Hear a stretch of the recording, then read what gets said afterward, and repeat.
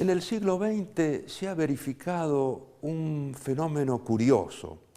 Por un lado, arreció lo que se llama el secularismo, es decir, se impuso una manera de organizar la vida personal, familiar y social como si Dios no existiera.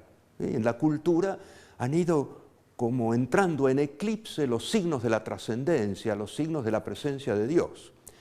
Pero por otra parte, sobre todo en la segunda mitad del siglo XX, se ha ido extendiendo un movimiento pseudo-espiritual y pseudo-religioso. Pongo lo de pseudo. Pseudo en griego quiere decir falso, ¿no? Porque se trata de una cosa rara. Es decir, un movimiento cultural en el que se mezclaban la reminiscencia de viejos paganismos, una fascinación por las religiones del Antiguo Oriente, elementos de la magia, de la brujería, de las técnicas adivinatorias o del esoterismo. Todo eso se llamó Nueva Era, era el movimiento de la Nueva Era. Y uno puede encontrar, sobre todo en las grandes ciudades, kiosquitos, digamos así, de meditación trascendental, de estudios de no sé qué, todas cosas raras. Ahora, lo notable es que muchas de esas entradas, de esas puertas, que no son precisamente la puerta de la fe, sino la puerta de la superstición, ¿dan a qué? Dan a encontrarse metido dentro de una secta. Ha ocurrido muchas veces eso, ¿no? Que el inocente coqueteo con la meditación trascendental lleva a una persona a ser víctima de esa especie de secuestro espiritual y aún muchas veces personal, que significa pertenecer a una secta de la cual es muy difícil salir. O, por ejemplo, el coqueteo con los cultos umbanda, donde hay zonas que se tocan con lo demoníaco, ha llevado a muchas personas a quedar bajo la obsesión o bajo la posesión diabólica, ¿no? Con estas cosas no se juega. ¿Ven? Lo que quiero decir a propósito de todo esto es que la religiosidad del hombre, si no se ajusta a la fe, a una fe verdadera, corre el riesgo de desviarse y de convertirse en mera superstición.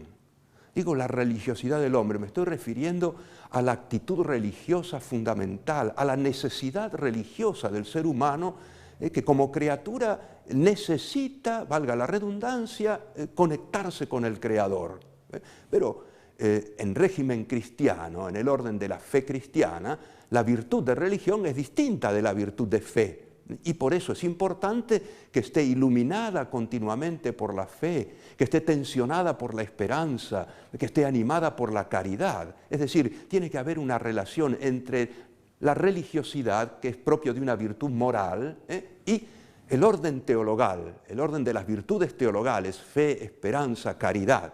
Digo esto para advertir a muchos fieles, ¿no?, que a lo mejor porque no tienen una formación suficientemente sólida, aquilatada, entonces van a la iglesia, pero también frecuentan a lo mejor un culto evangélico, que es cristiano, o van también a uno de estos grupos extraños, así, de religiosidad tipo New Age, Nueva Era, con el peligro que decía de verse atrapados por una secta, o con el peligro de dilapidar la maravillosa posibilidad de la relación con Dios que nos ofrece la religión cristiana. Pero, claro, en la medida en que esa religiosidad pase por la puerta de la fe, como dice el Papa Benedicto XVI, entre por la puerta de la fe. ¿Y a dónde entre? Entre al mundo maravilloso de la verdad católica, ¿no?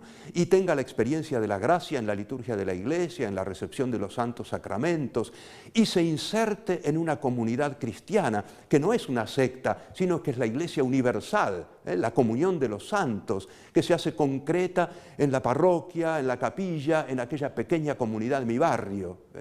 Entonces, es muy importante promover y acentuar la presencia del elemento religioso en la cultura, en la sociedad, pero de un elemento religioso que esté rectamente ordenado a la verdad de la fe. Y por eso para todos nosotros es importante recordar que debemos procurar una formación cada vez más profunda y más amplia en los contenidos de la fe cristiana. Y por eso, si ustedes no lo tienen, búsquenlo, o si lo tienen, ojéenlo, el Catecismo de la Iglesia Católica. Sobre todo así nos vamos preparando para este próximo año de la fe que comenzará el 11 de octubre. Hasta la próxima.